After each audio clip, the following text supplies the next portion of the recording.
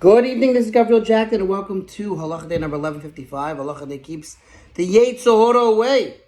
We are continuing with the laws relating to blessings over food and drink served in addition to your original meal. We talked about fruits. We talked about more fruits came, and you still have to make a new blessing, right? But that was when you had intention not to have any more. You're like, I'm done. This is the only apple I'm eating. Any more fruit comes out, I'm done. And then more fruit comes out, you're not, so you have to make a new blessing. But what about the following halacha? However, if initially you gave no thought, one way or the other, about any additional fruit that might be served, you didn't have any specific attention, you weren't on a diet, you're like, whatever, I'm eating an apple, maybe another apple will come, maybe what, I don't know, but I'm open for more fruit, right? Then the following distinctions must be made. If at the time the additional fruit is served, none of the first fruit is left, you must repeat the blessing when you eat the additional fruit. So if there's nothing left over from your original apple, you got to make a new blessing.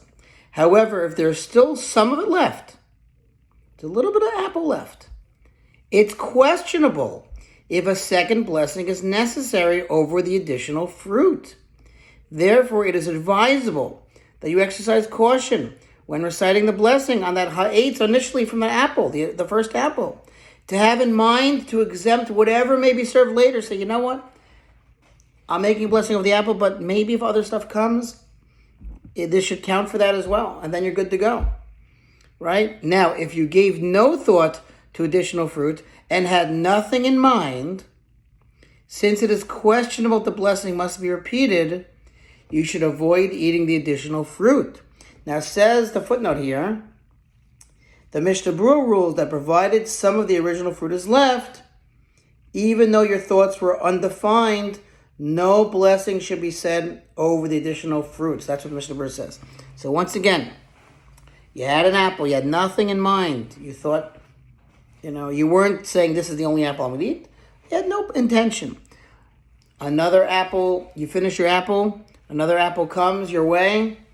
If there's a little bit of apple left over, then, according to the Mishnah Berurah, don't say an extra blessing. But if there's none of the fruit left, then you do say the extra blessing on that additional fruit. And that was your halacha. Thanks for listening to the sponsor of your halacha. 36 for the gold. We'll see you tomorrow.